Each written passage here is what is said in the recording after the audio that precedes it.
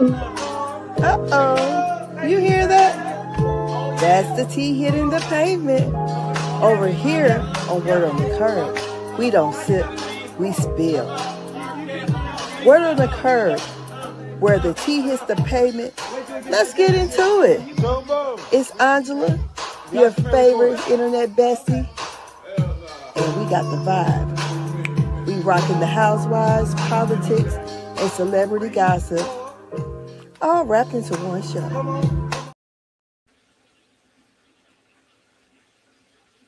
Hello, hello, hello.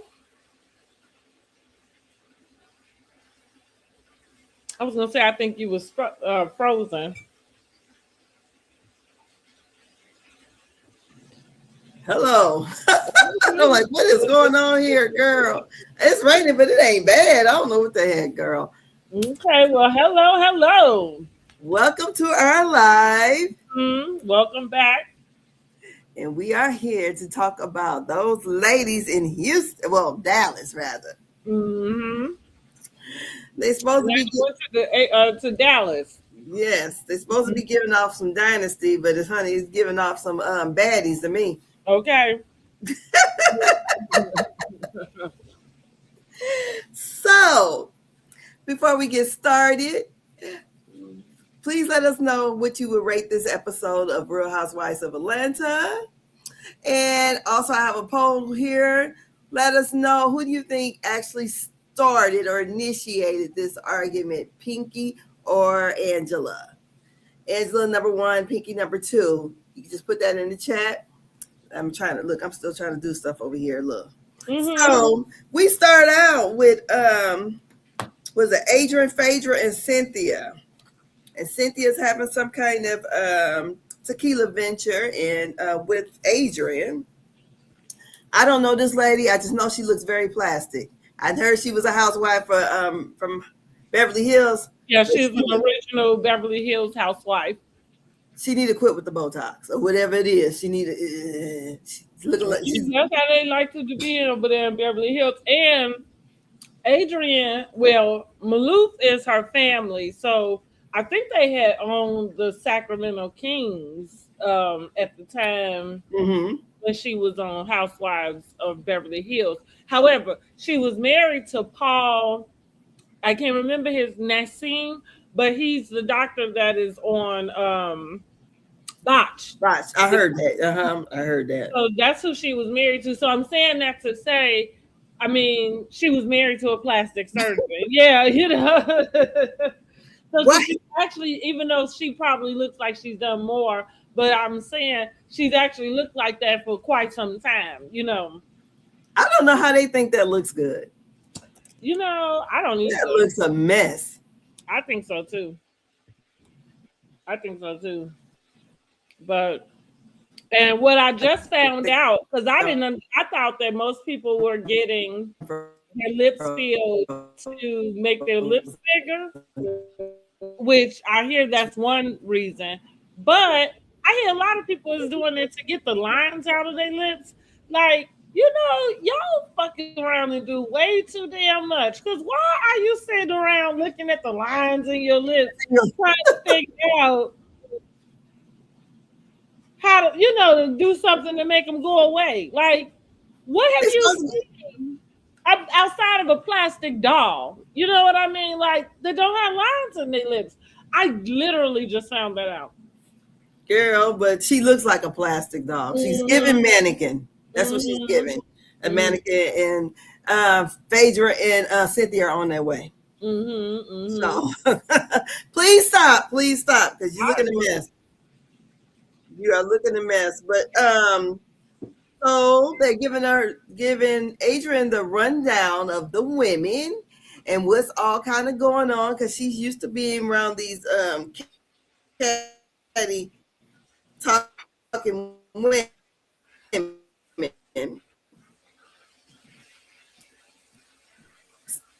So they, kind of Houston or Dallas. I keep wanting to say Houston. Dallas.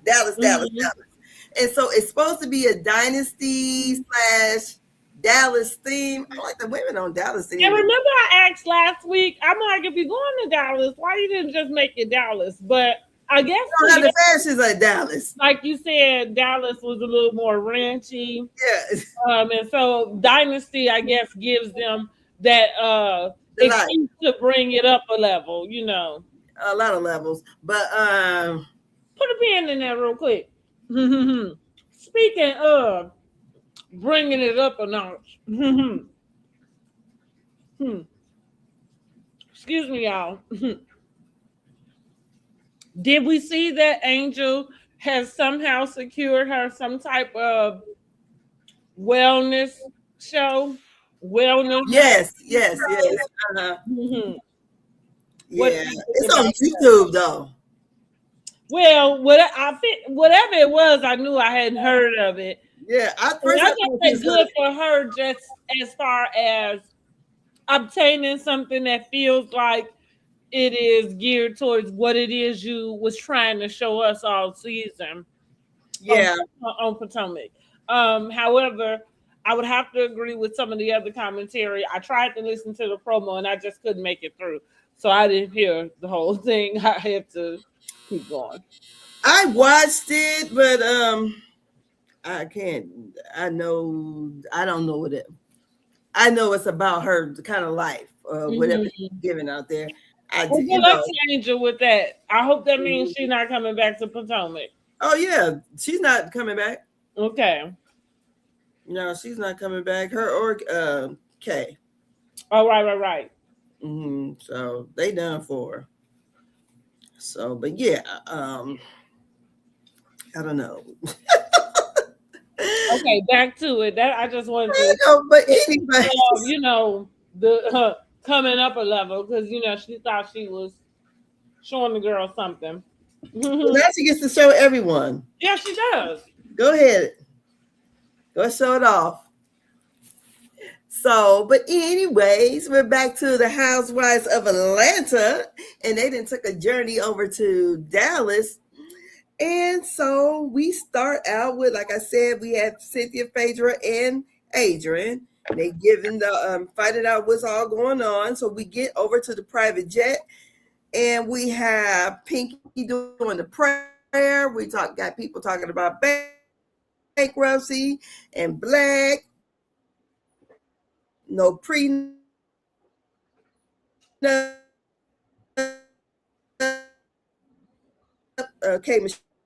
So we had the prayer, which they thought was too long in the Kojic. I agree with Pinky. I'd have prayed my ass off. I'm sorry. I've been on the plane that Darren Small wasn't a private jet, but it was a 12-passenger plane, and we was in the storm, honey. That thing was being thrown to and fro. Me and old boy sitting by each other, honey. We was holding hands across the aisle, praying. So I think, me personally, I wouldn't have mind the prayer. Pray that the Jesus that we I think it just matter. I think it may have just depended on how it was delivered. I kind of sometimes I don't know if they may have been exaggerating. It didn't seem like they were, but I do think that sometimes I don't know. It's kind of tricky for me. I would not have mind the prayer, but would I have been somebody who may have thought it was a little long? Maybe. You know what I mean? And sometimes I don't know what a person's motive is in certain things. So that's kind of where I would be coming from in a sense. That's all. Like I said, I wouldn't have mind. Who's gonna say no? Don't pray that we get there safe. You know what I mean? You sound crazy, unless you just don't like our atheists. But like I say, sometimes. This episode, Pinky, in my opinion, has presented herself as somebody who feels like she's superior to somebody. I don't think that it's the entire group. And so that's where I'm coming from with when the girls kind of have I think it's the entire group. Because I wonder if there was this air of, kind of overdoing it going on. Yeah, I think it's the entire group. Did you see the interview she did with someone, and she talked about basically her bankruptcies again, but they were asking her something about Phaedra, and she was basically like that. Basically, to me, I thought she stated that she ain't even in her tax bracket, so I don't even have time to worry about. That's funny you say that, because I was just about to say I didn't think that she thought Phaedra would, like, I didn't think, because it felt like at the table, once we get down to that scene, it felt like when Portia brought up, like, did y'all talk and sort it out? It felt like Pinky was ready to brush it off, right? Like, well, yeah, we talked. And so Phaedra was like, well, it was mentioned, like, but we didn't. So then she said, well, yeah, we didn't get a chance to talk about it. And then even as she described, it was like she was just kind of reiterating a feeling. It didn't feel like she had that same energy, even that she had for the dirty house and all of that. It didn't feel like she had that for Phaedra. And I thought that was strange, because she was very quick to jump on Angela and have a lot of energy towards her. And so I thought, because to your point, this lady is, well, as far as your perception at this moment in time, this lady is possibly making a rumor that disrupts your business. So I would guess that your frustration would be more about that than somebody else's room you not even sleeping in. But okay, but we'll go. Yeah. So that's why I worded it that way. Like, I don't know if it's everybody, because I think Pinky has enough sense to give Phaedra, Portia, even Cynthia the respect of having been there prior to her. I think it's everybody else she feel like we all on the same playing field, and that includes Drew. But go ahead. So anyways, we find out the different types of bankruptcies that she does not qualify for. Mm-hmm. We find out that K. Michelle and her husband did not do a prenup. Mm-hmm. And I just thought, maybe he has more money than her. Maybe because your dumb ass, excuse me, let me take it back. Not the dumb ass part, but maybe it's just because you hop, skip, and rush to doing this, and you really didn't think about none of the things. And for you to be the age that you are, and for you to have had the type of relationship you've had with this guy, it feels foolish. But getting to the conversation she had about Cashton, well, he doesn't have a social media. And then she said, but I wish he did, because I want to catch him cheating. Then she goes into, she thinks all men cheat. Mm-hmm. Here's my thing. Like, this is probably why it's hard. Like, if you are my friend, you would have to be able to hear hard truths, right? Hear stuff come back, like kind of be mirrored back to you in a sense. And what I mean is, I don't understand the want to get married and then the actual verbiage and thought process that you sit and verbiate and perpetuate is that all men cheat. Because even if I don't even say that sentence. I think all men are capable of cheating. And well, that would be anybody. Yeah. Yeah, you know what I'm saying, right? And for me, that's as true as it go. But if I want to get married, and especially the guy I'm thinking I'm married to or want to get married to, why would I go into that with this air of, well, all men cheat? It feels very negative. It feels low self-esteem, right? I definitely think she has low self-esteem. Yeah, right. Well, that's why I'm kind of wording it that way, because I think sometimes as women, we don't really acknowledge all of the ways that low self-esteem shows up, right? Because it's not just like, oh, I think I'm this. No, you show up, your low self-esteem shows up in the choices that you make, in the reasons that you give for them. You know what I mean? Like, and so, which is that, because like I said, I would be a friend if she said that to me. I would have to question her about that. Like, that doesn't make sense to me, friend. Right? You know what I mean? Like, what's going on, friend? Yeah. Like, I'm gonna need your train of thought to kind of change and be a little more positive, friend.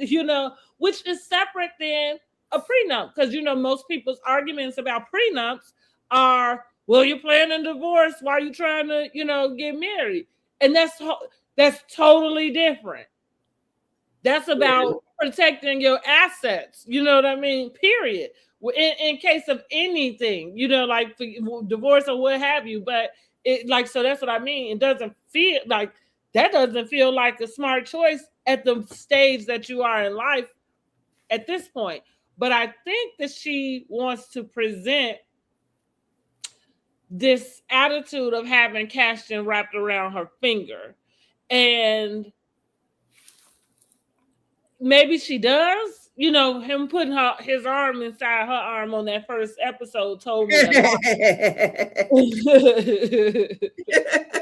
It just really spoke volumes for me, because somebody else may not have even paid it attention, but I saw it immediately and I thought, ooh, like that's a way to, you know, emasculate him very quickly and very nonverbal. You know what I'm saying? But it kind of gave me an insight about their dynamics. So like again, I think that's her presentation. And with he doesn't have social media. So it's kind of like this yo-yo. And I don't like talking to double-sided people because I don't know where you stand and you don't know where you stand, right? Because like I think it would be better for him to not have social media just because it keeps him out of some of the riffraff. You know what I mean? But I don't know. It's that's the thing. I think women have conversations that are just unproductive to the life you saying you want. That's kind of what it is. Yeah, okay. But that's what I got on K. Michelle and this husband of hers. Well, like, I think you just rushed out and got married the day before you signed your contract to the housewives, and I believe that's just because you wanted to be able to say you was married as a housewife. Yeah, but I think she probably thinking about that karma that's gonna come back and get her ass.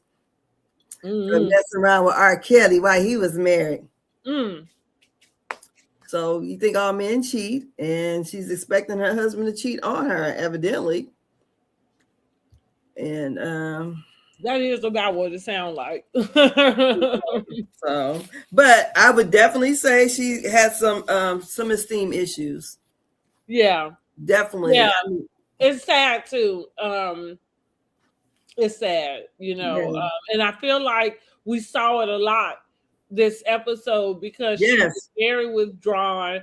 I really was like, it was this episode that made me think maybe K. Michelle is not going to be a good fit. I feel like everybody else is doing their thing. And K. Michelle, like we was talking about the transparency, but like I said before, not being insensitive, but this thing about the butt, you know what I mean? Like even the country music, you know what I'm saying? Like it's a little bit played out for me. And that's because for me, like I don't think K. Michelle is being introduced to that many new fans as she might want to think. I think most of the people who are watching Housewives right now are familiar with K. Michelle. Most, right? Like I know you like this your first time watching her, but I think most of us are. And so I'm confused about this lady. She's very guarded. She's very guarded. And I don't know if I have the true faith that giving her another season means that somebody else is gonna show up. But according to Portia, like maybe she's gonna get activated at some point because according to Portia, she said she think K. Michelle gonna rethink how she showed up this season. I think she's gonna rethink how she showed up because she's not showing. I mean, at all. No, the way. First of all, I think she had an issue with probably like evidently, but she never watched the show. I don't get it. What she did because I think she did. She's doing a little bit. Who she's trying to be like? Because that's what I'm about to say. I feel like she's doing a little bit of what Shamea started off doing last season, which was giving us what you feel like a housewife would be. And I also think that this idea that she has about being an Atlanta housewife is dated I don't like. She looks dated. Yeah. What I would say is she probably hasn't watched the last few seasons, right? The last 16 seasons, honey. Right. Yeah, well, but she, whatever idea she has is dated, because I feel like she's doing the Shamea, like the whole, all the outfits and the glam, and it's just real, like you trying to present this elevated, like thing. Going back to the marriage, like that's why I think she ended up married. I think she needed that, but also speaking to this low self-esteem. Coming from love and hip hop, going back to whatever your mindset is about where you are now is a dated mindset, because there was a time where Housewives was like upper echelon, and they still are as far as in the reality world, but I'm saying too, love and hip hop is really not that far from them, right? When we think about the content in general. Now, love and hip hop is a little more like rougher, maybe just more tense. Like they, like they do a lot more tense things and a lot more conflict. But I mean, they're not too far away. So I feel like we're going back to, I think that K. Michelle is still in her mind kind of having the idea that she has leveled up, and so in that she's very in her head about she's trying to be sophisticated, that she's not showing up the way she would on a love and hip hop type of scale. That's what it looks like to me. Yeah, because the whole attire that she had on, I was like, what? Are we where are we at in the is she a Valley girl, or what the hell we got going on? But these depleted baggy pants, I said, oh. And I mean, compared to how the rest of the women came dressed, I just thought, okay, so you was going to the tennis court or going to the country club, right? I just, it just didn't. To me, she sticks out like a sore thumb, worse than Pinky Cole. And if we talking about aesthetics, she looks dated. She looks, her appearance is older than Cynthia's. The way she dressed, everything. It's just the hair is Elvira like. It's just, I'm like, what the hell is going on? I mean, her confessional looked good, and I really like Cynthia's confessional with the pinky wig. I mean, the pinky wig. I thought that was really cute on her. Yeah, but yeah. K. Michelle, I don't know.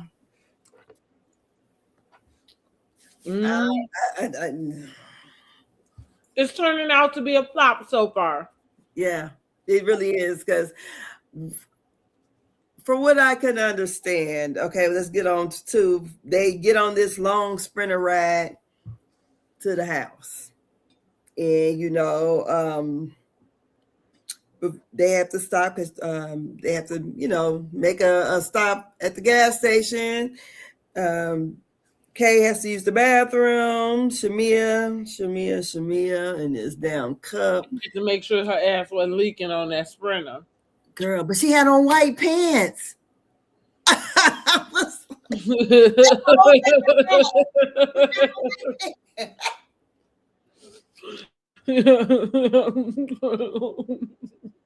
So, but Shamea, the squat, the cup, all of that seemed too much. See, and Shamea like does that all the time. I agree with Pinky Cole. Like, you got Versace on your walls. Like, why are you talking to? It would be different if they had done some type of camping trip and there was an appropriateness to have that, information. Not for nothing. I got they sell it on Amazon. I got the little cup, urinal, female, whatever in my car. Right. Yeah. Because sometimes you might be whatever. You coming back from the club late. God damn it, you got to pull over and pee. But I'm just saying, like, that's not, it doesn't come up in conversation generally, right? Nobody knows that that's there unless we need it, right? And then it's like, oh, okay, I got to travel. You're, female urinal, whatever. I'm like, so would she think the bathroom doesn't have any soap in there? I don't know. I think she was trying to have a clever way of talking about not touching the toilet, or probably touching anything. I can see. Like probably touching anything. I mean, you've ever been to those gas stations and like the toilet, right? All this, like say, you don't want to touch nothing in there, not the sink, not the handle. Like not nothing. So I guess that I figured that's what she means. I guess it was just way too much, and it was no need for us to have that information.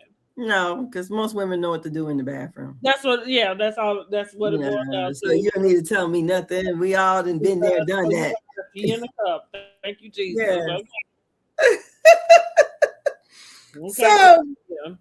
So evidently this home is not in Dallas. It's somewhere way out in the boonies. Okay, Angel. Cynthia, they gonna make you an angel this season, huh? So they get to this house, and it's a really, really nice house, and the women are, I mean, do you think it looked okay, I guess? You think Shamea was that impressed?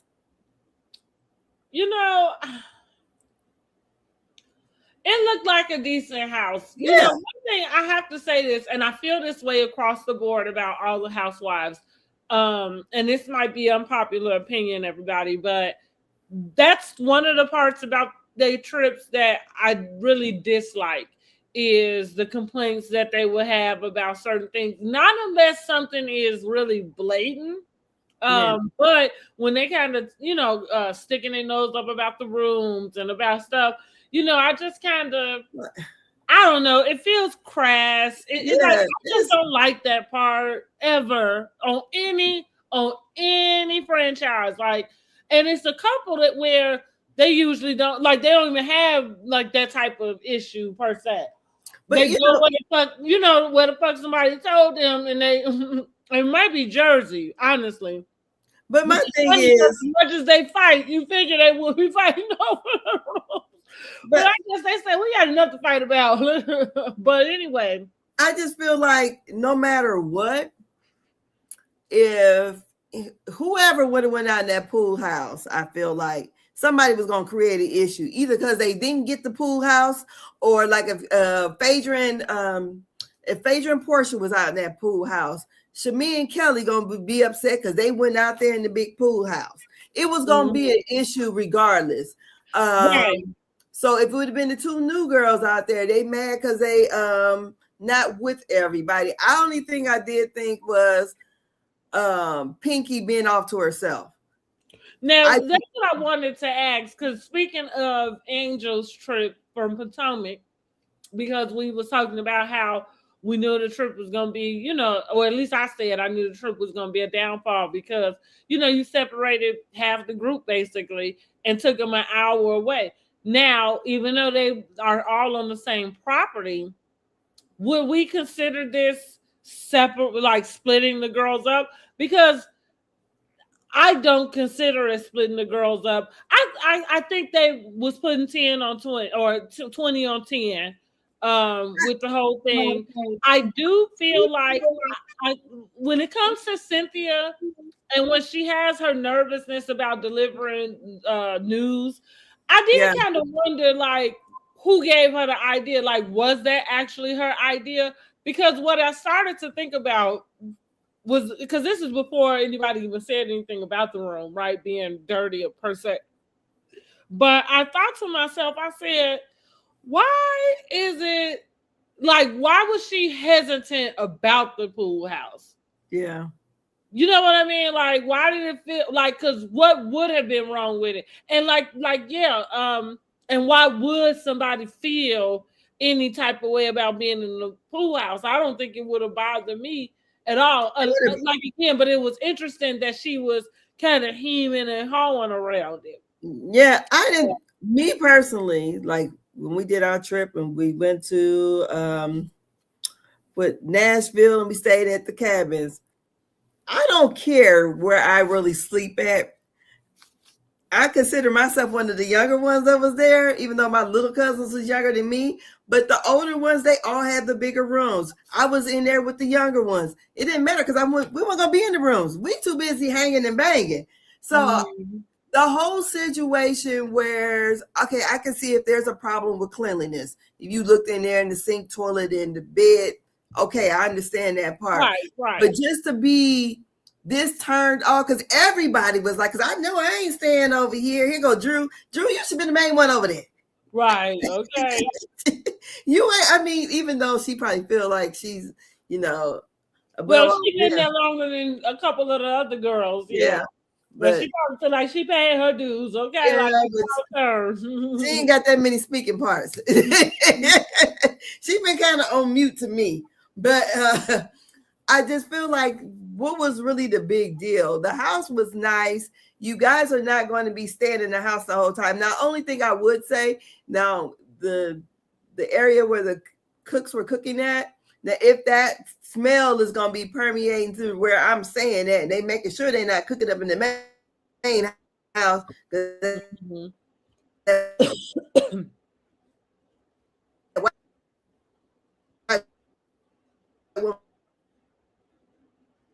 Oh, you coming in and out. I might have been an issue if I think I'm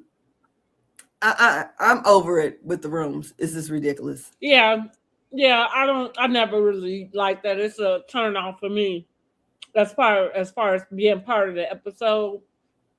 And like you said, I understand about the cleanliness part. But even with that, I did feel like,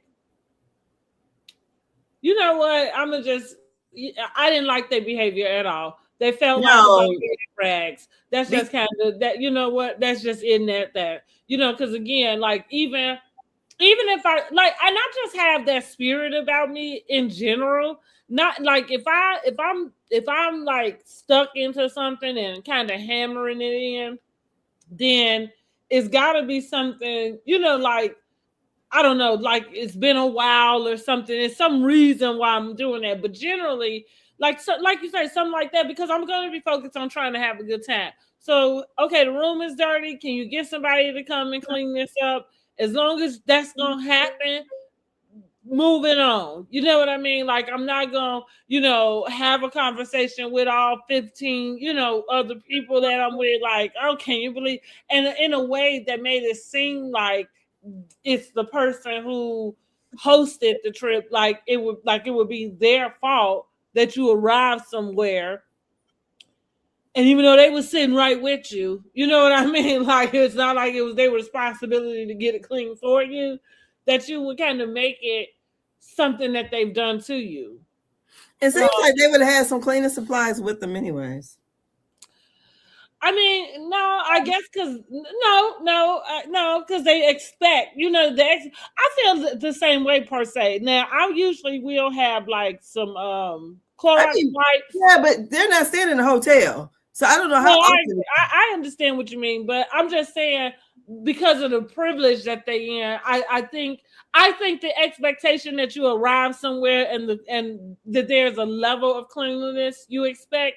I think that's okay. You know, yeah, like, but to not go to because I would have, me personally, I would have probably, if I felt like that room was just that dirty or whatever, maybe I would have asked the other girls, whoever else I'm cool with, can I use their shower when they got done? What I mean. They were being wet blankets in general. Like, you were not trying, and which is funny for Shamea, because you kind of coined yourself everybody's best friend and the one who have a good time. So it would seem that if everybody could push over to the, you know, push that over to the side and figure out a way around it, it would be you. Y'all could have went to the main house and be like, hey, somebody scoot over because that, you know what I'm saying, woo, and we need to get dressed over here. Who gonna share, you know, who gonna, whatever. That, so y'all can get on to it. But y'all sat in it. I don't like it. I didn't like it at all. I thought it was, it's not conducive to having fun. No. You acting like a wet blanket. Yes, and And for that, you're right. Stay your ass over into the pool house. Because what you're not going to do, which is what Pinky proceeded to do, but what you're not going to do is come over here to the dinner table and then, make the whole dinner or conversation over dinner about how this room is unacceptable, to be dirty. And it draws out into, the hour that we sit here. Yeah, no, I'm like, I can complain about a few things, and I'm very particular about some things. But when I know it, when having a good time and staying in a good mood is the mission, then I'm going to do that. Exactly. And the thing of also when they were out there sitting at the pool and Angela comes over, Angela is messy as hell. Yes, she is. She's messy and stirring the pot. So now this episode, I kind of liked Kellie confessionals. They were funny to me. But so she was talking with Shamea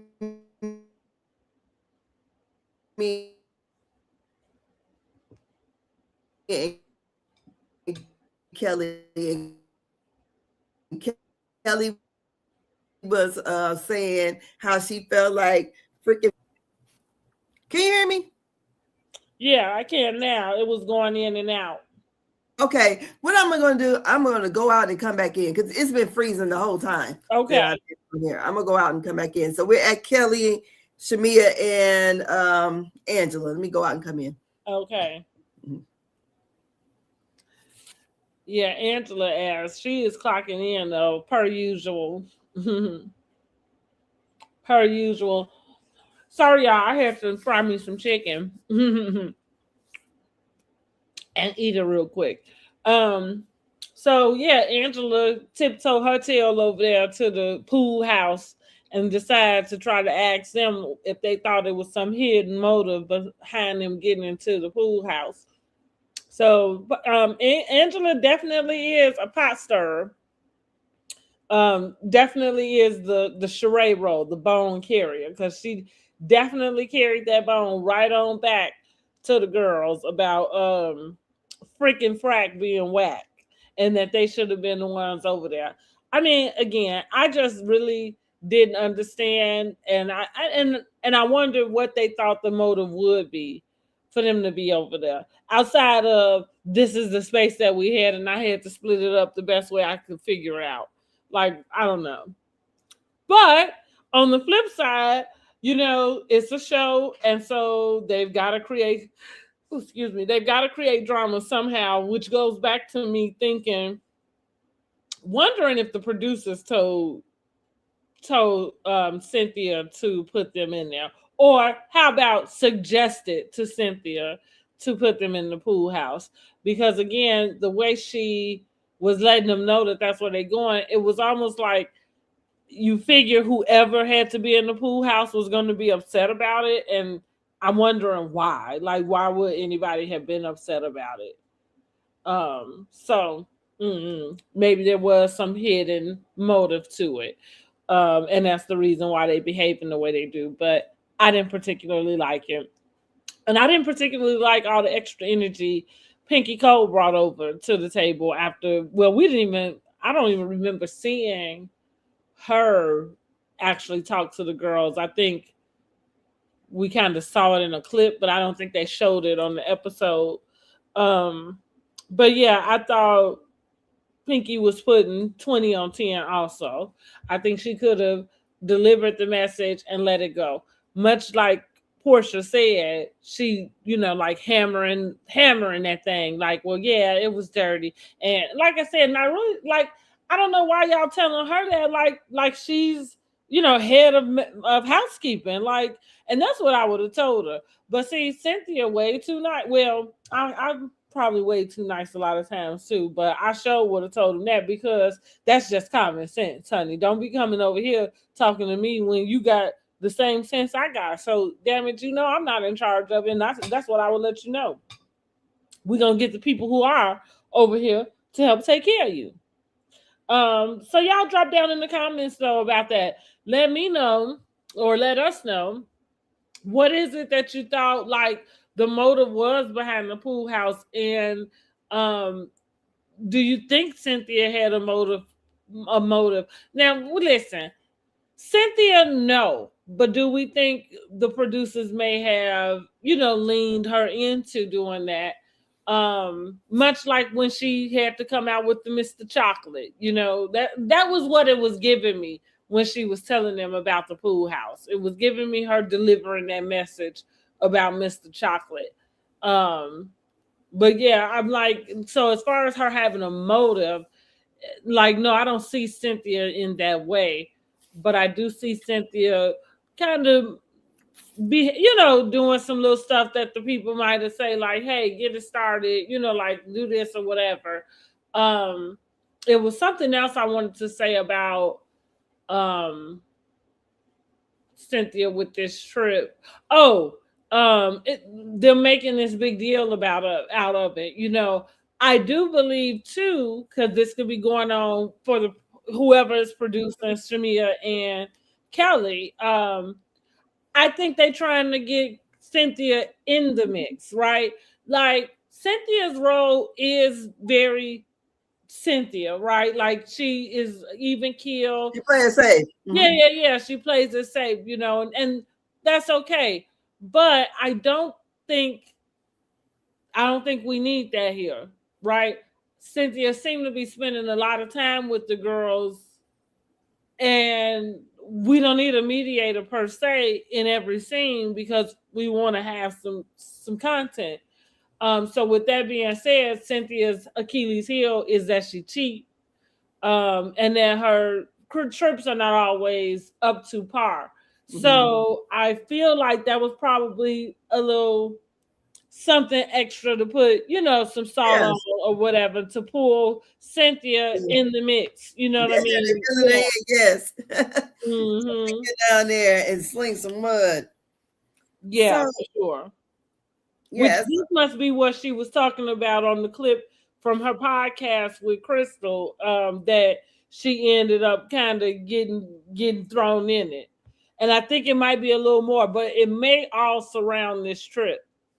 Yeah. Mm-hmm. So yeah, because but who was that? Shamea said that for the next episode that she's meeting 50 Cent from like Power or whatever she said. So yeah, well, I'm just over the whole room assignment, run to the room, find a room, all that kind of bull crap.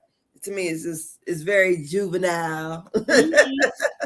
And especially for a trip you ain't paying no money for, honey. Exactly. So where are we at? Are we at the dinner yet? Because girl, I'm having. Yeah, get on to the dinner. So you were saying that Angela came over, which I said she done carried that bone about freaking Frank being whacked. She carried that bone right on back to the table. So, just like Kelly said she was gonna do. And women, isn't Angela Oakley thing something about running it back? Isn't that her tagline? Something about running it back?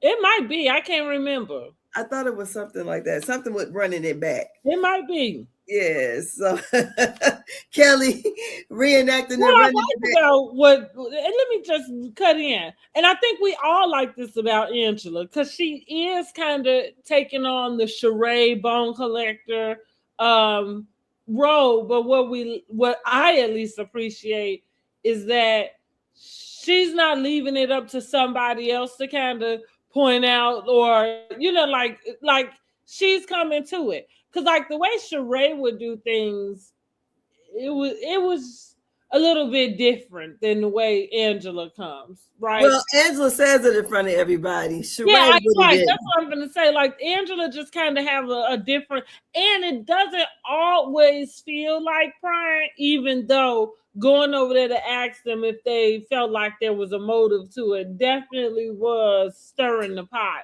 She was stirring the pot at the table. I can't help it. I feel like Angela started it. She damn sure finished it, but she definitely started it.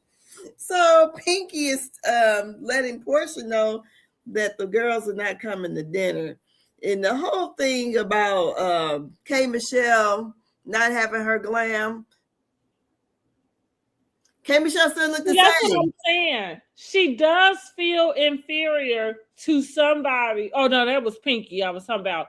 But so because we already know K. Michelle got low self-esteem. That's why she sat over there. And clearly she don't feel like those other girls are prettier than her because she didn't have no problem sitting in front of them on camera with none of this glam that she ended up tiptoeing her ass over there to the table, to the table for anyway. Well, the other girls weren't dressed. They hadn't got dressed yet.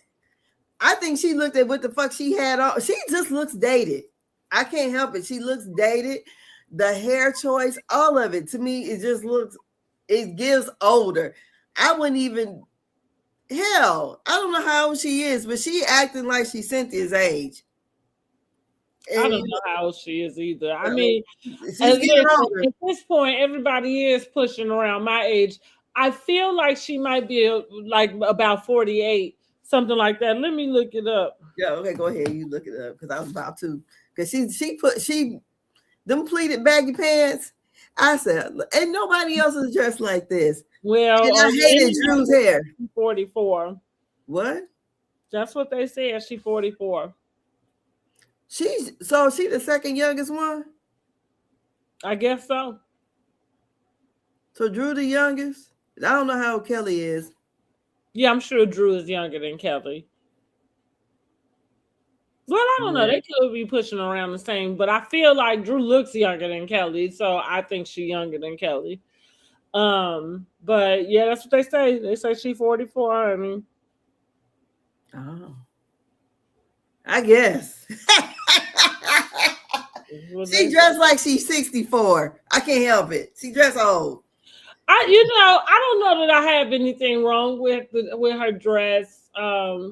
Listen, I think I have an appreciation for anybody who don't look like the carbon copies that's walking around of whatever this is that they call it. Like, I know we did Renaissance and we had our whole, theme and everything to go to the Beyonce concerts. But like these fucking 45 and 50-year-old women dressed like schoolgirls to go see Cardi B, like, bitch, are y'all cool? Right? Like, so I'm saying this to say I'm okay with you being in an era that is suitable for where you are, right? And I may wear some things that somebody might say look a little too young, but I ain't never going out looking like nobody's schoolgirl ever. That's I don't know. That's a little mental for me, but I'm okay with people just keeping original to what their style is. So I'm saying that, like, and I think especially us that came up in the 90s. So this is K. Michelle's style. Is that how she dressed on Love and Hip Hop? I think she dressed different than the other girls. Yeah, she's from Memphis, Tennessee. She country, like, just period. They country down there too. That's my point. She's country. Like, and when I say country, I'm talking like it's like a different culture. Like, yes, the people. Have you been to Memphis though? Have you been there? I've been to Memphis, but it like, even if I hadn't, I don't need to go to know that the people in Memphis dress different. And it's not to say, like, we understand that there are trends and certain things that transpire all over the place, right? That's what I'm saying. Yeah. Like, there are a lot of people that all dress the same. They all look the same. They all do their makeup the same, right? And they're all over the world, right? And so that's what I'm saying. Like, what I think we see with K. Michelle is that she's adapted to some of these things, like the plastic surgery, like the glam, right? And part of that is her being able to feel confident because she is suffering from some sort of low self-esteem that she has not fully worked on. Yeah. And so with that, but I'm just saying her aesthetic for me just might still be in a 90s, early 2000s type of era, and I'm just saying, again, much like I guess I defend Giselle about the way she dressed. I am okay with people having their own way of how they show up and style. But I understand that, but when it gets to the point that you can't selfies.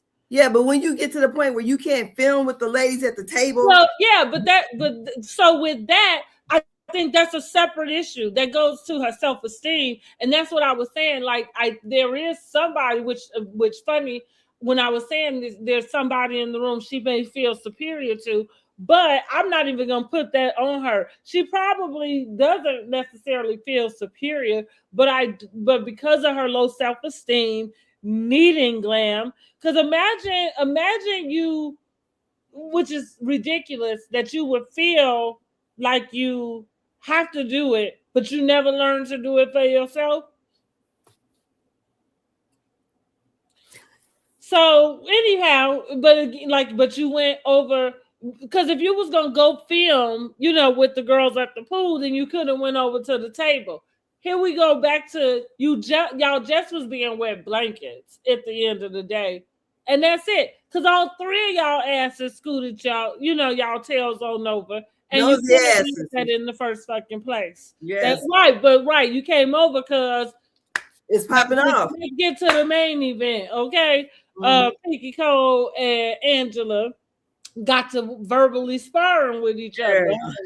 That was the funniest shit. Well, Pinky Cole was saying, not Pinky, Angela was saying to Pinky that she felt, Pinky was kind of being a little aggressive or kind of coming off weird to Cynthia, or she said all of us, or maybe just Cynthia. And because, Pinky came over there trying to defend the girl who said she was eating steak. Mm-hmm. And taking up for them. And it went, I felt like in that conversation, Angela was stirring the pot real good, because I think we kind of already figured out whatever. Then she seems like she was wanting to go deeper, whatever she thought that Pinky may be have an issue with or something with the ladies there. And I think Pinky took it a whole nother way. And next thing we know, she's like, I would never, how did she put it? That like she's not inferior of Angela. Right, clearly. That's why you gave her that energy. But when it came to Phaedra, you didn't seem like you was ready to go there with Phaedra. She didn't. Now maybe, like I said, maybe some stuff gonna change, as we get on deeper in the season. But she didn't feel like she seemed to double back when it came to Portia pointing out, like, well, did you and Phaedra work out y'all stuff? She made it seem like yeah, it was cool. And so Phaedra looking like, well, no, not really, So she wrapped it up, you know what I mean? Like, oh, well, I was just asking, well, who said it? But you didn't really have, it. I agree with Angela. You didn't have the energy you had when you came over here about this dirty room. You know what I'm saying? Like that you speaking up for. And like Angela, I'm gonna go ahead and give it to her. I felt like Angela just really, she made me proud because she just showed up to me, like just a little Chi-Town sister. I just felt like we was kindred spirits in that field, because I don't know if I consider this stirring the pot, but I think that you just ask questions that feel obvious and blatant, which is, why do you have this energy if it's not your room? Like she said, well, I thought she was talking about her room. I literally could have saw myself saying that exact sentence if I was sitting there at the table, like listening to her. I would have, like, once she came out and it came out that you was talking about the pool house, I would be like, oh, she ain't talking about her room. Because, right. And I agree with Cynthia. Like she said, they got them out for themselves, and I have talked to them. So how is it that you kind of, and that's what I mean, you coming over and you kind of laying it on the table like somebody there purposely did that. You know what I mean? Like, and it's just, what pisses me off when stuff like this happen is it's fucking unreasonable. Now here's the thing. That's what, and what I told myself while I was watching this is the reason why myself would never be good for reality television, because I'm way too logical and I don't have the capacity to be over here making up shit. Like, I just don't. I don't have the capacity to be doing that. Like, so I feel like I would have kind of be like just naturally wanted to know the same thing. Like, you're not talking about your room. And so if she responded and say, well, no, I was like, so yeah, and then I would want to know, like, well, why so much energy? I probably would have went on and said, well, you didn't even have that much energy for this, you know, like for this one, and it's about your fucking business. Like this is about your business, but you ready to just, oh, that's cool, we swept that on the rug. You ready to jump across the table for this other shit that don't have nothing to do with you, not like zero. So I thought. Yeah, I thought Pinky was trying it. And like I said, like at the top of the show, I think she has hierarchy for those three OGs that are a part of the cast.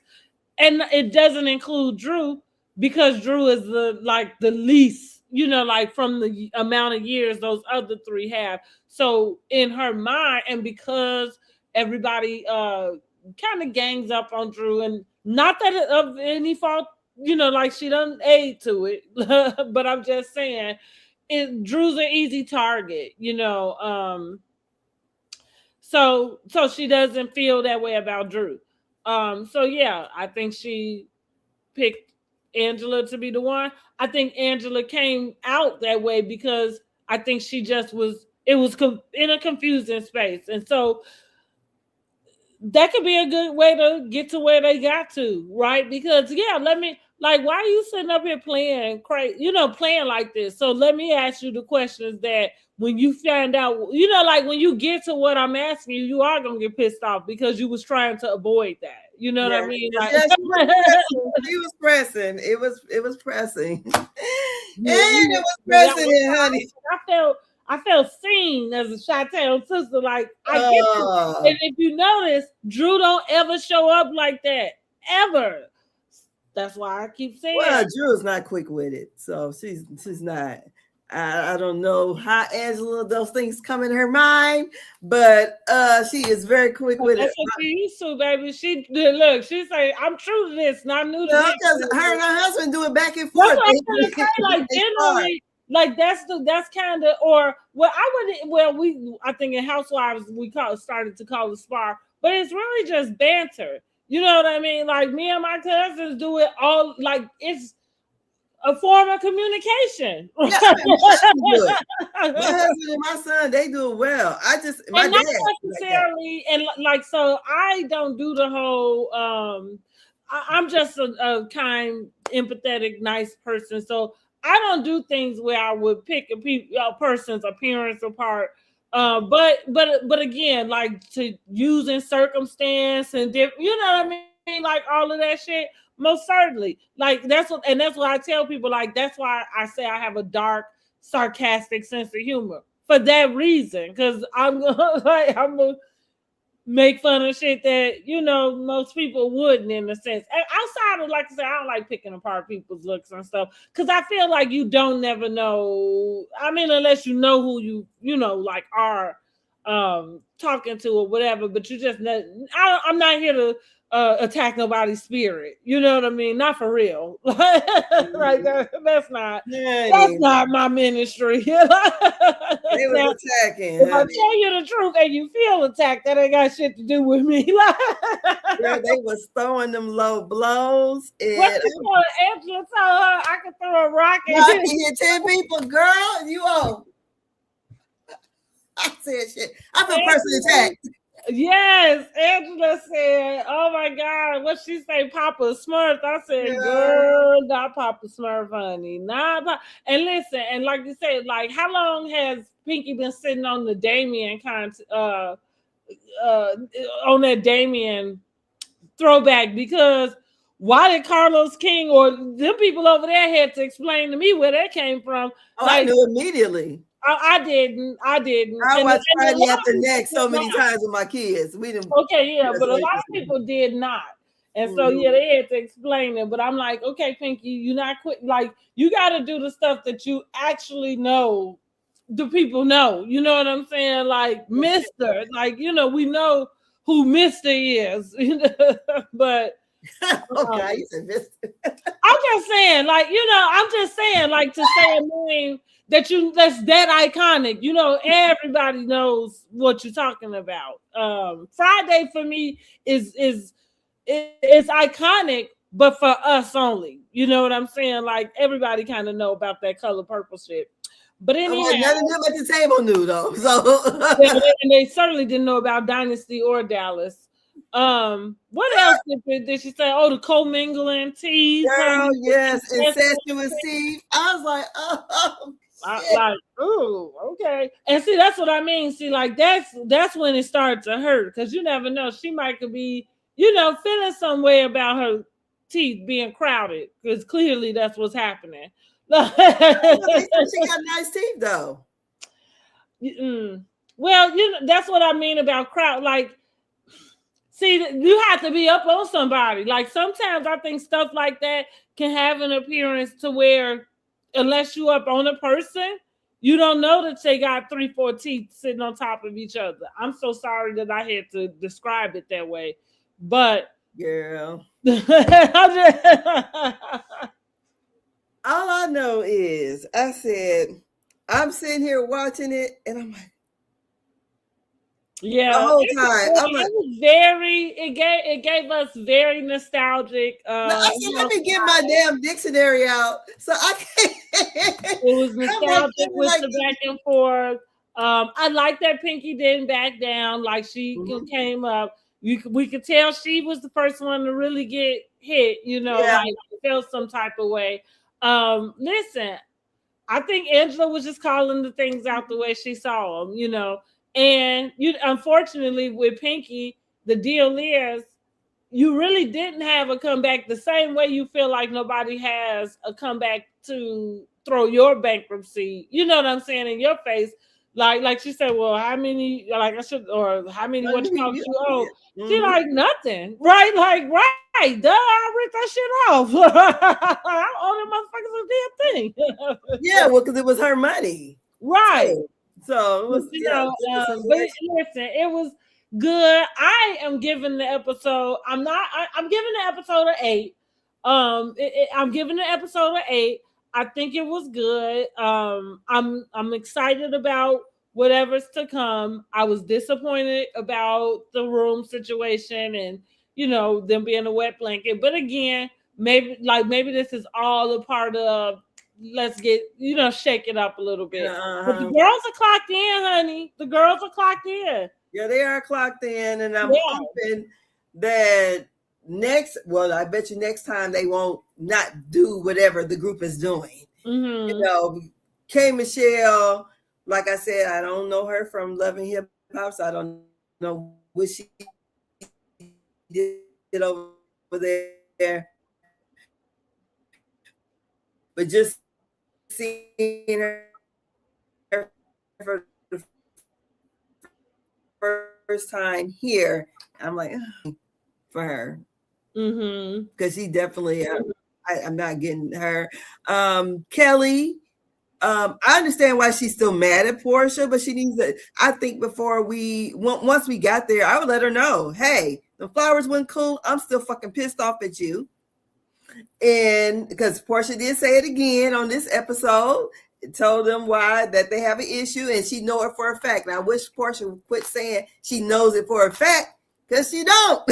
Yeah, I wish she would too, Portia. Yeah. And too, it just would be nice to see her give some grace. Because now, listen, y'all know I do love me some Portia, but just so y'all know that I'm just fair across the board, I'm actually going to call her out about, why would you do that to her when you know that that's the, you know what I mean, like that's the running thing with you. And even if you want to stick to the optics and go, like, and dig out whatever this short time frame is, that you want to like pinpoint from by day, whenever you decided to start dating the guy, you understand why people are saying and feel how they do. So just like, it's kind of like the Clarissa thing in a sense, like, not that you have to give in to it, but it's no purpose in fighting that. You know what I'm saying? Like, the people have made their mind up about the way that they view what happened in this timeline. And so this new evolved Portia, I wish she would allow grace in which you wouldn't be the person that was kind of doing that to somebody else. Yeah. That's it. I mean, listen, I just like, look, if I don't like somebody else doing it, it's not okay for you to do it just because I like you. You know what I mean? Like, no, I think you foul for it. And I think you should know better out of all people. Yeah. Yeah, out of all people, you should know better. So I think they should definitely have that conversation or whatever, so they can move on past that. And what's real interesting is the fact that Shamea and Portia are not having any type of conversation. I am very interested to know when it gets down to whatever it is Shamea had to say, because how did you even get to the place where you was able to say it? Because, baby, y'all act like y'all don't see each other. How sad. Yeah, that is, especially to be friends for so long and then we still occupying the same space. Yeah. You can't even like, hey girl, how you doing? And not for nothing, that's probably what's wrong with Shamea.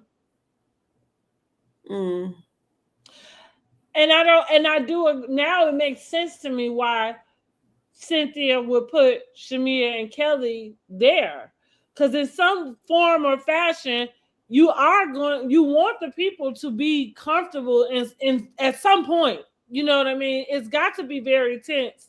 And like I go back to my own experience. I was telling you about like some of the situations I've been in the sense that like tense situations. I had noticed that you can have like you can have reactions in a sense that feel out of body, like being obnoxious, you know what I mean? Like pouting about something very trivial, you know what I mean?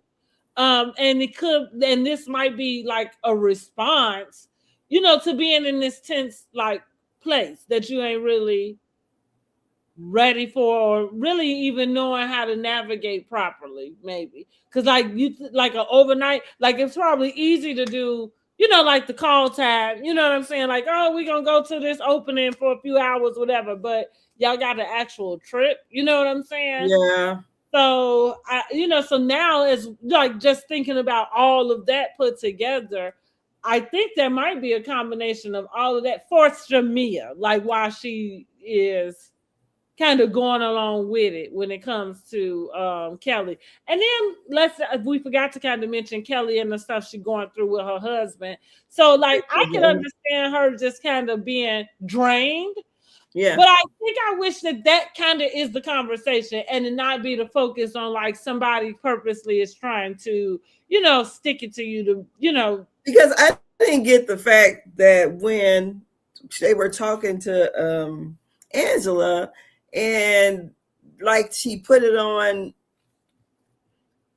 Phaedra and Portia, because this is not their trip. They didn't put you over there. And I feel like if Phaedra and Portia was in that pool house, it'd be an issue with them over there. They got the pool, it would have been something. Them two would have been complaining about something. Either way it would have went. So I don't think in this trip, nothing was going to satisfy them. That's the way it seems to me. The little short one, Kellie, is upset. And I mean, because if you had an issue, it should have been with Cynthia. I don't know why you would have thrown some Portia and Phaedra in it. That, so, I would have been like, why are they calling me wife? What we do? Right. Which Portia did say that. She was like, oh, like they don't like their room and we whack. So, that's the only thing I said. I don't know. I didn't see nothing wrong with the pool house, to be honest, other than I couldn't see the dirt, other than what they showed us, the little things that they did. And so the cleanliness would be a problem, but I would not have had an issue that I would not have went over to the dinner table. I agree. And I think because she did that, K. Michelle felt, they did that, K. Michelle felt, you know, well, I can do it too then. And she needed to have her ass up. You the new nude lady. Right.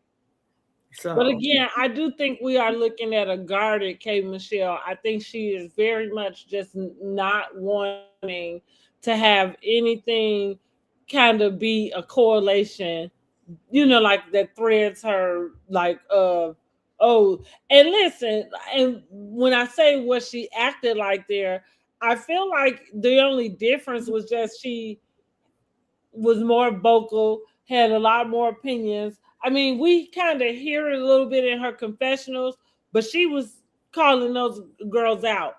And to the extent, like that's where, like she said, well, the people haven't been so nice to her in Atlanta. I mean, I don't know how nice she's been to people in Atlanta, you know, like from what we saw. So I don't know. I don't know either. So yeah. But yeah, I am not liking what I'm seeing when it comes to K. Michelle right now. I think she's giving us a lot of fluff. And yeah, it's not working. Not yet. So we'll see. Well, I thought the episode was pretty good. I would give it about an 8. But that's why I give Real Housewives of Atlanta. But to me, the show this weekend was Love and Marriage Huntsville.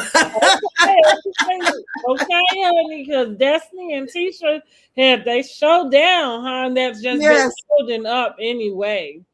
Girl, I said that was gold right there. And the thing about it, Destiny was visibly very angry. For sure. When Tisha tried to walk up on her at the end. Oh, yeah. Kimmy got right up in there talking about, and Tisha, you know, look, now listen, Tisha, I don't know where you from, but yeah, you must have thought like y'all just because the cameras was up, like that was cool. She playing TV. Because we're going back, like everybody knows, don't you walk up on nobody when they pissed off at you. What the fuck is wrong with you? I don't give a damn if all these cameras here or not.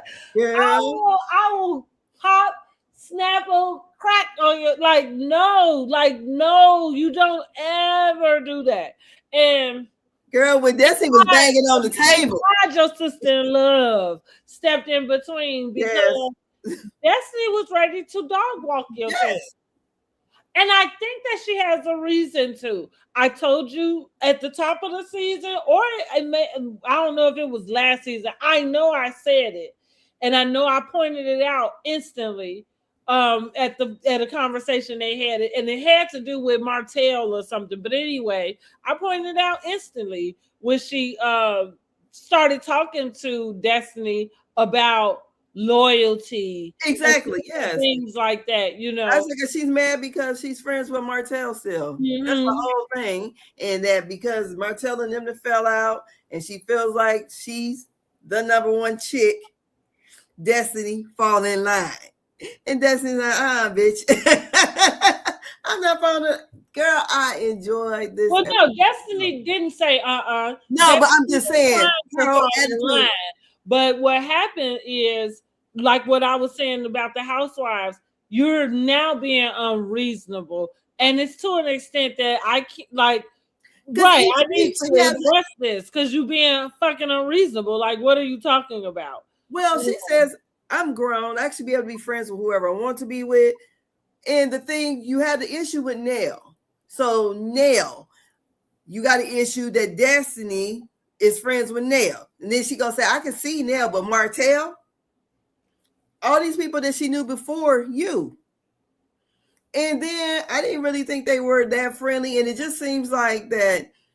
That's why I said I called her. She was pulling rank on her because I don't feel like we ever saw them being per se any more friendly than what it appeared to be when y'all both had a common enemy in Mel. Yeah.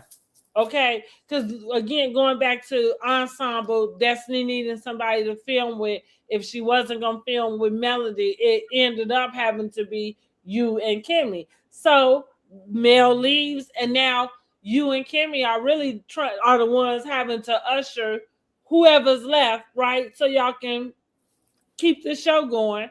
And I think having Destiny be a part of everything prior to, let's say, the Nell and the Trisha, and then her own fallout with Mel. Like I said, I do think she just felt that the hierarchy she was up next, and I think that that's okay. Except you are trying to be something that you're not, in a sense, you know. Yes.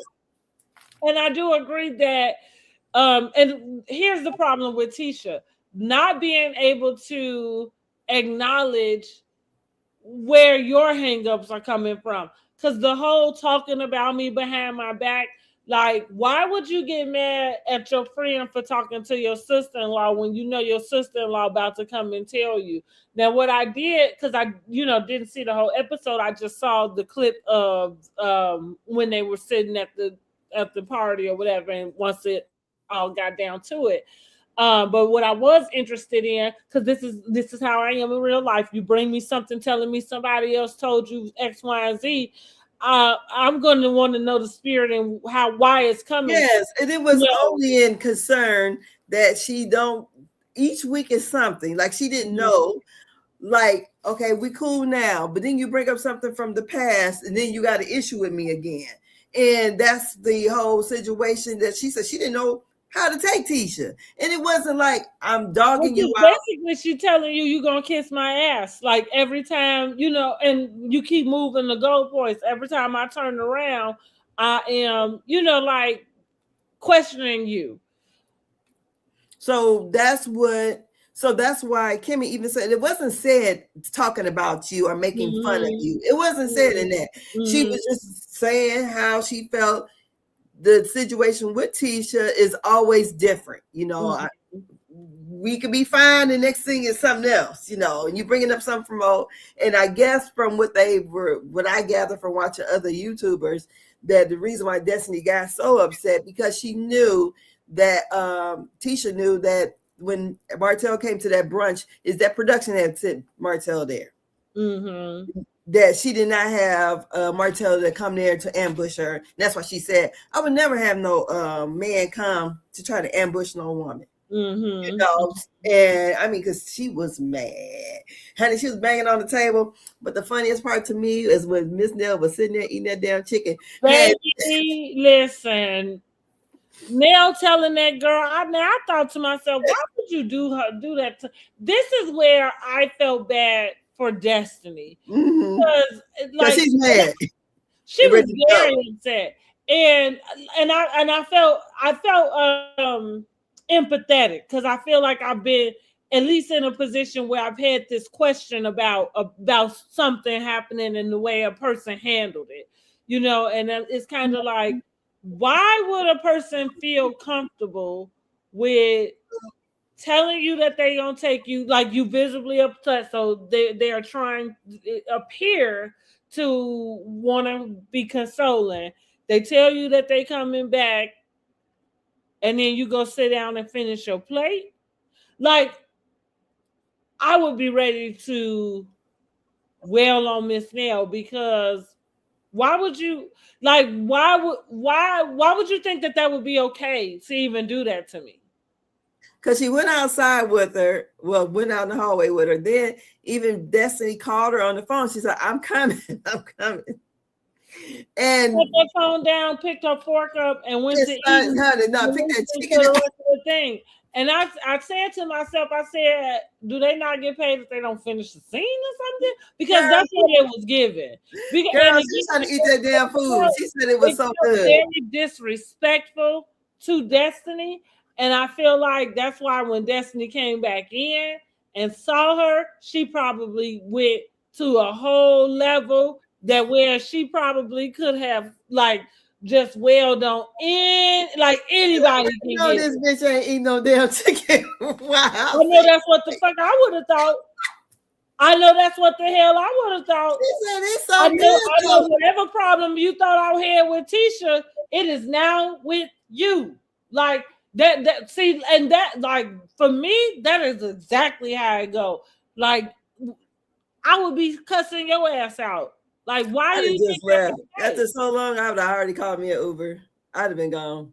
I kind of agree with you in that sense. I probably would have called as soon as I was walking while she's talking about I'm on my way. I probably still would have been ordering the Uber. But I agree that if I had not, like, and that is what happened, then now, like, because that's what I mean. I felt bad for Destiny just because it does seem like Destiny is always in this position where everybody feel like it's okay to shit on her.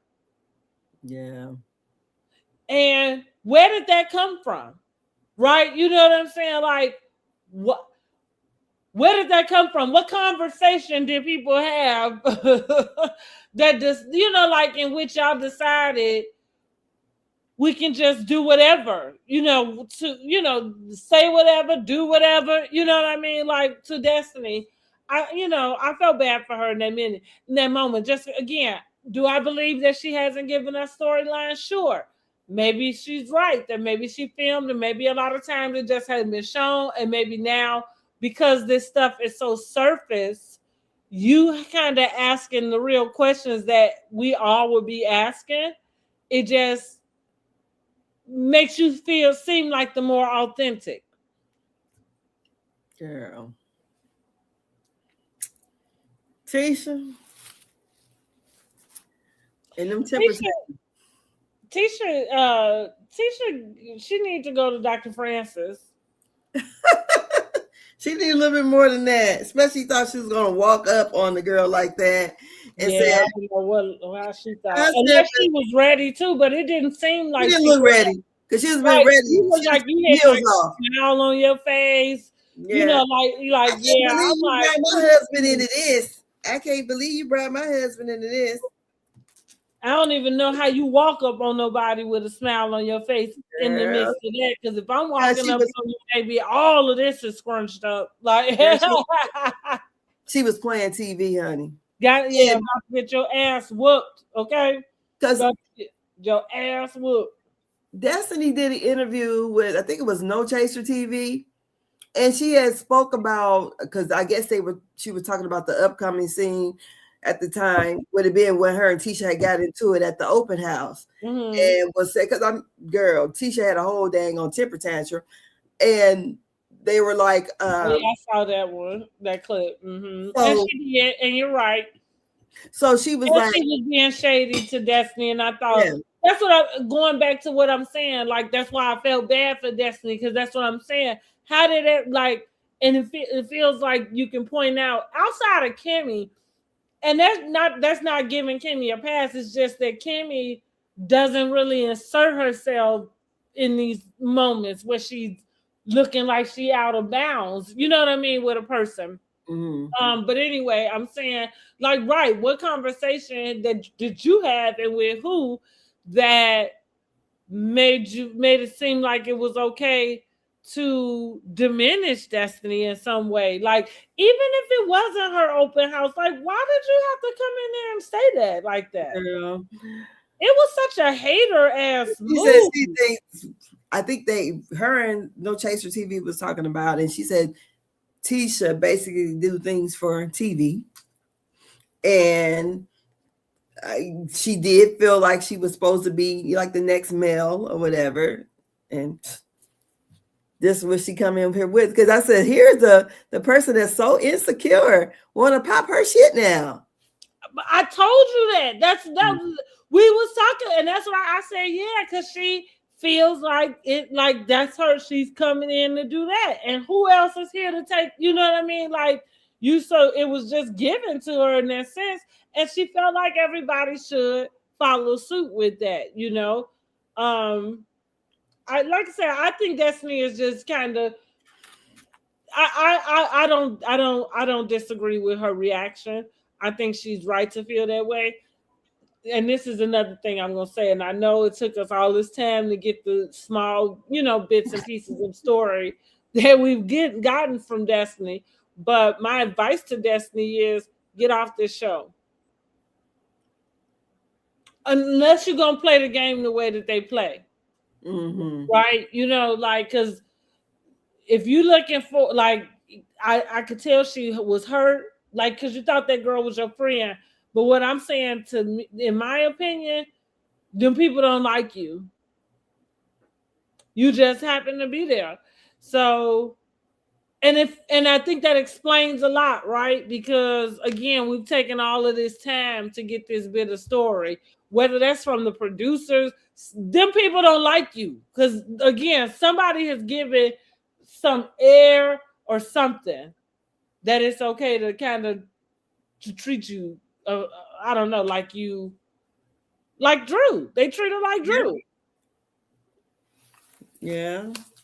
You know, they feel like that, you know, she's less than them. Yeah. Plus, she's not, you know, she wasn't the, you know, the OG on the show. And well, like I said, like Drew, they treat like I said, like what I just said about Pinky, the way she threw Drew in. Drew just as new as the rest of them, as far as she concerned. Like, you just got here too. You think Drew done moved already? I don't know, honey. I hope she did. So yeah, I'm looking forward to next week's episode, and we have some pretty good TV, and Heart Hustle Houston will be back on yes, the 30th. Saw. Yes, and they got everybody coming back. Yeah, so I'm looking forward to that. I see Stormy over there acting a fool over on Birmingham. I haven't watched. I think I only got past the first.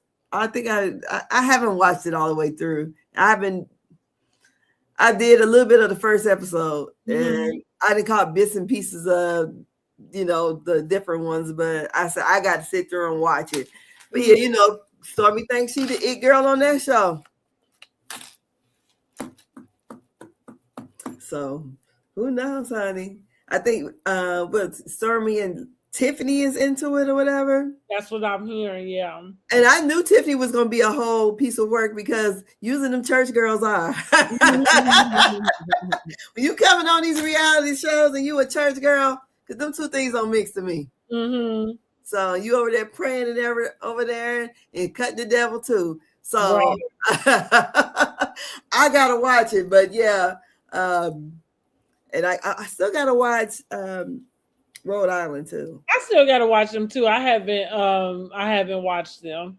I can get in. I guess I have to be honest. For me, I think I've said this before on a few of our lives, or just in general. For me, I've been watching Housewives for so long. I'm not one that was interested in a new city. I'm not really sure why they keep kind of doing these things. I felt like Rhode Island was kind of like a replacement for New Jersey, but now we're hearing, you know, like New Jersey coming back, and I'm kind of confused, like, why do we need them both? But again, I just like, I feel like that's how I was with Salt Lake City. Like, I caught on that first season, and then something just kind of has turned me off, and I'm just not very interested in some of these newer cities, because I do think at some point things run its course. I'm okay with y'all ushering some of them out. Maybe usher some out and then introduce us to some new ones. But adding a new city on to the cities that I've already, you know, kind of become accustomed to and stuff, I don't have the capacity for that. So I'll watch it at some point. And that's funny because I'm watching reruns of things and won't put that on just yet. I just started Blackish over it. Right, yeah, you know, like that's what I'm saying. Like I literally could put it on, but it's just like I said, I just don't have the mental capacity at this moment to try to filter between what's happening and these new people and whatever their dynamics are. It's gonna be. Speaking of watching reality TV for so long, Love and Hip Hop is going off the air. Yeah.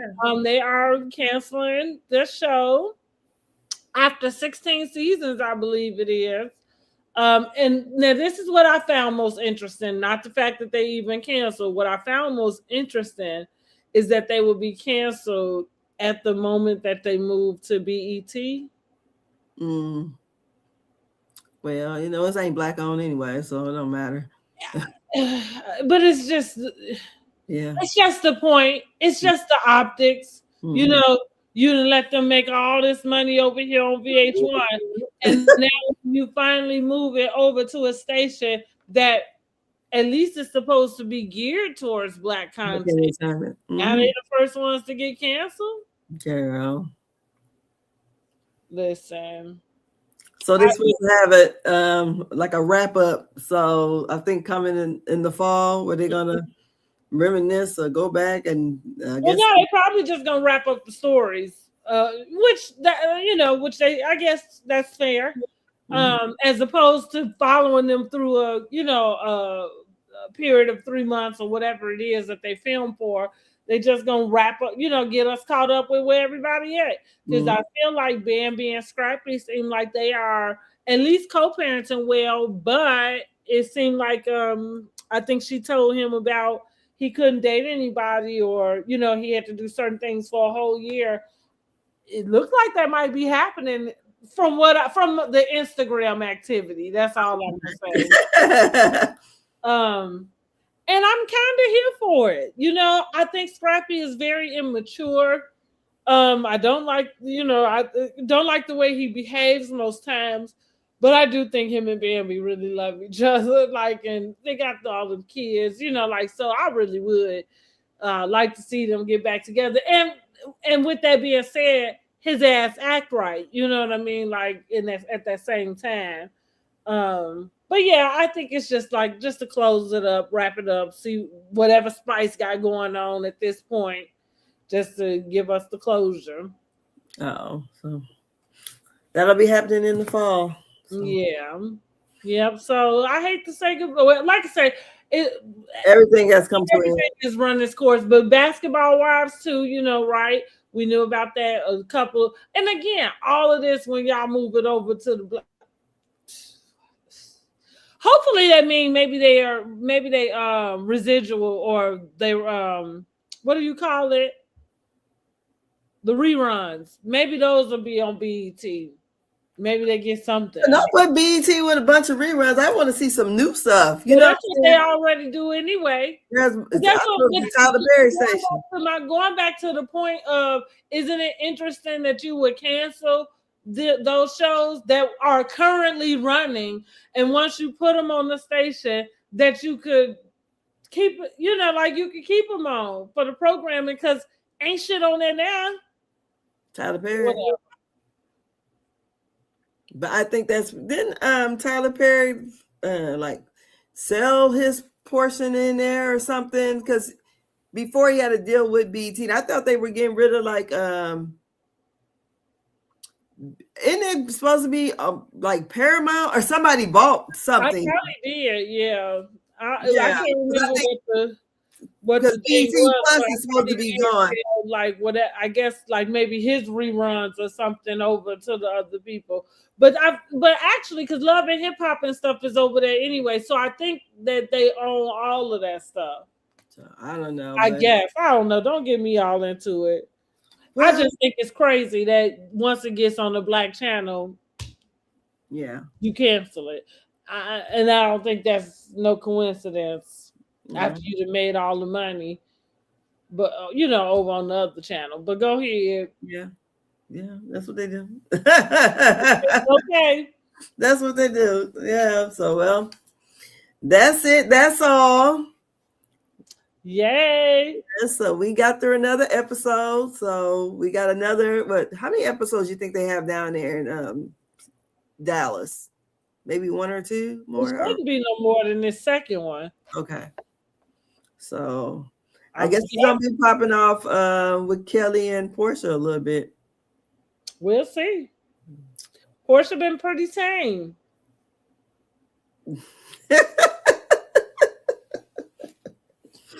Pretty tame.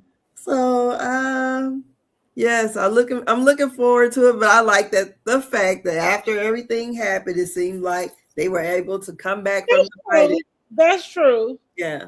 Yeah. So that's what Kellie and Portia need to do.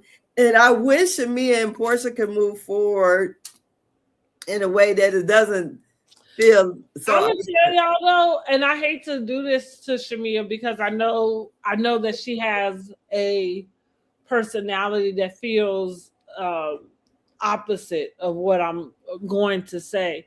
But you know, I feel like I said it last season when all of this really started happening, when I pointed out that Shamea was kind of like the culprit of it, in a sense. Not that she had any, not that her feelings weren't valid in how she may have felt, but I do think that the demise of this relationship really is due to her actions.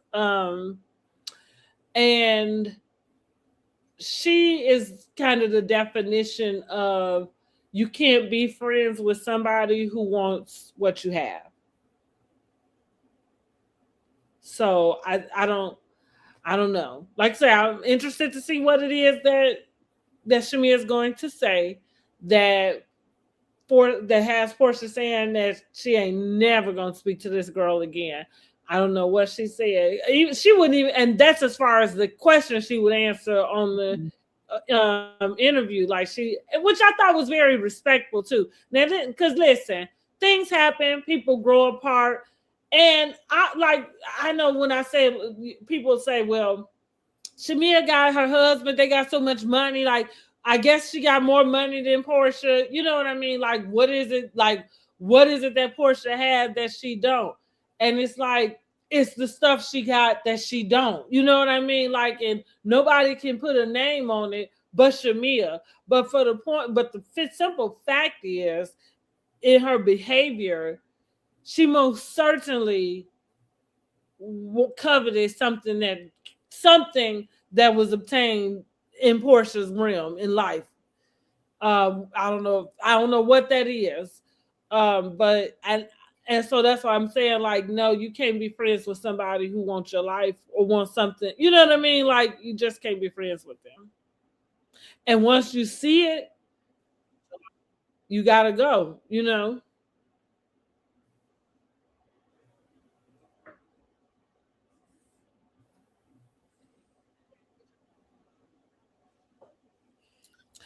Honey, I don't know. Yeah. But I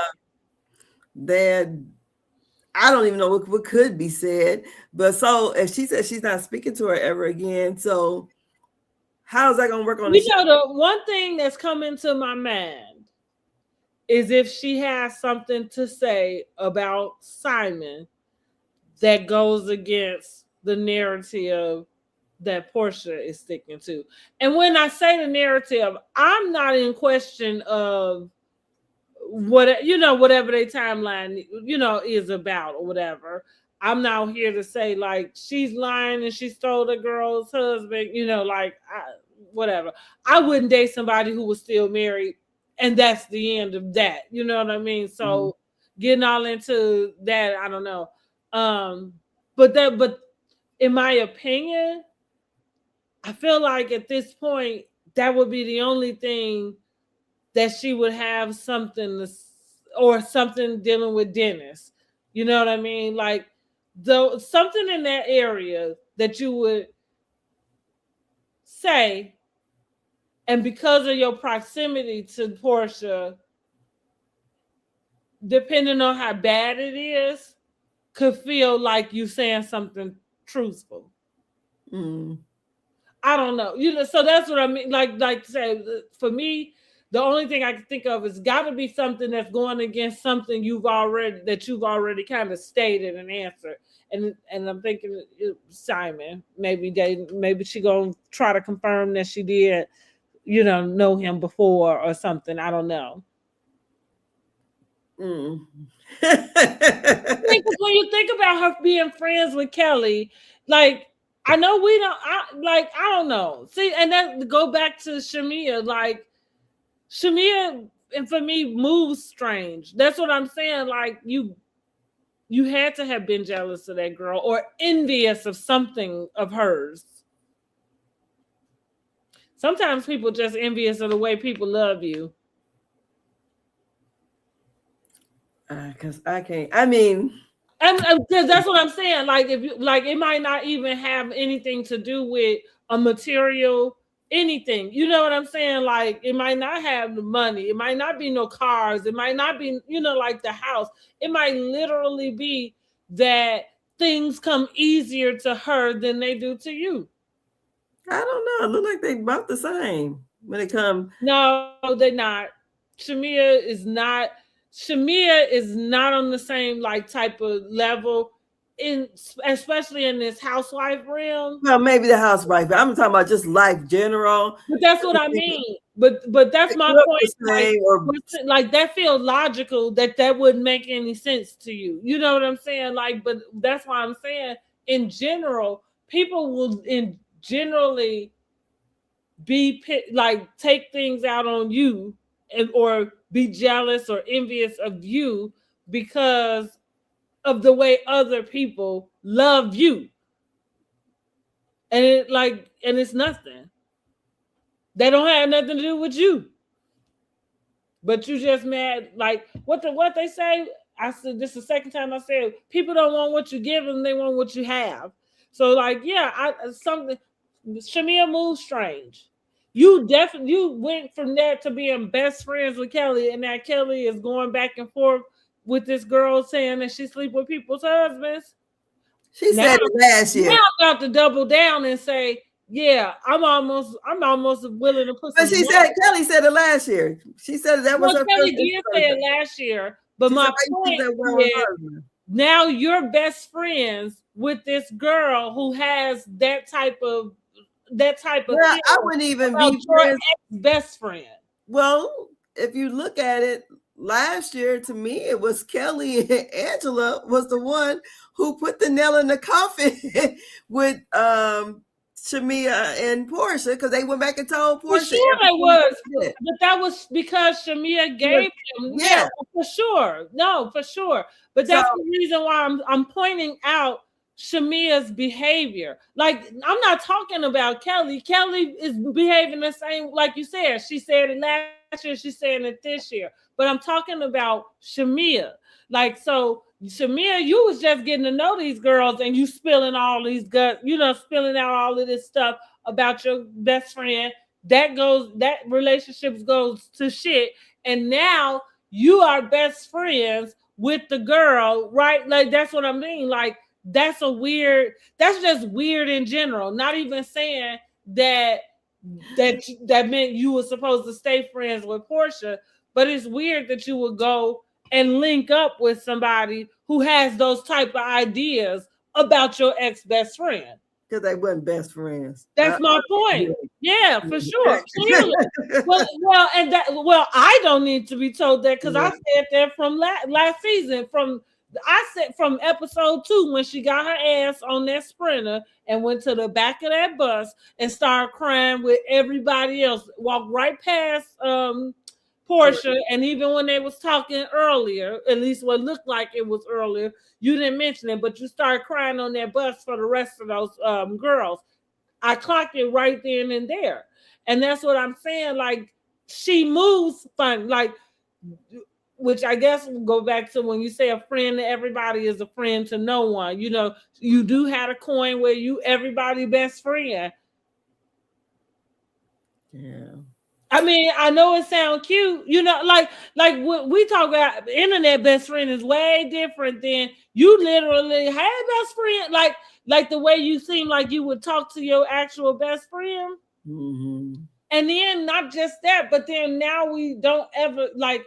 You had the opportunity to show for real loyalty, because not that we didn't see the friendship while you were a friend of, while your friend was bringing you along, you know, with what she was doing. When you actually get the opportunity to be loyal to your friend, you sell her up the river. Girl, because she was the glue last year. That's what she said. Yeah. I That was the glue. So remember, that don't stick like the.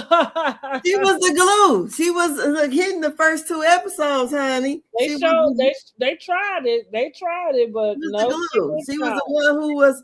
They gave her a great what they call it opening. We got to see all this fabulous stuff that Shamea has, and then it just went left. And she covered in what somebody else got. Now, ain't that a damn shame? Girl, because I would be over there with my ass not investing in nothing. That's what I'm saying. And be doing like Portia said she did in her interviews, got married and quit all her jobs. And that's what I would have been doing, sitting over there being a wife and showing y'all how not to work. So I don't know. It's weird, but we'll see. Yeah, what's going to be said. So maybe she do, say,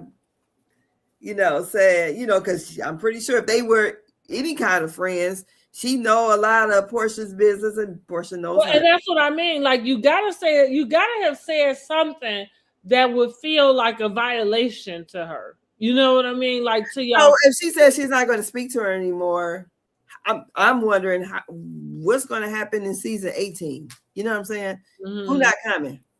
How is it going to work? Well, it could be Shamea for me.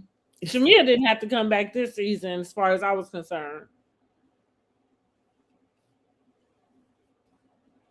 Yeah, even at this 5th episode, Shamea doesn't have to be here.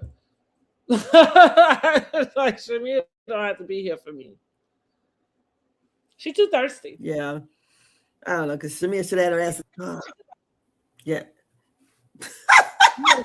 Beyond, she do too much. Yeah, she's too thirsty. This is It comes off very just weird. It's just ridiculous. It comes off dehydrated. She does way too much. And I mean, it looks very awkward, especially when she did the whole squat with the cup. I'm like, come on now, Shamea. You already got on this little short skirt. Come on. Yeah. I don't know. But remember, at Kenya's event, Shamea drank the stuff. Yeah. And said, this is water. Mm-hmm. So maybe, whatever. I'm done, girl. I'm taking my ass on the bed. Okay. Make sure y'all drop down in the comments. Let us know what you're rating this week's episode, and make sure you subscribe to the channel. Girl, yes, I was to buy me a new computer because I think something is wrong with it. That's why it kept freezing up. Mm-hmm. So we'll get that done this week. I'll talk to you guys later. Y'all have a great evening. Evening. Good night. Bye. See you next week. Night. See ya. Uh-oh. You hear that? That's the tea hitting the pavement. Over here on Word on the Curb, we don't sip, we spill. Word on the Curb, where the tea hits the pavement. Let's get into it. It's Angela, your favorite internet bestie, and we got the vibe. We rocking the housewives, politics, and celebrity gossip, all wrapped into one show.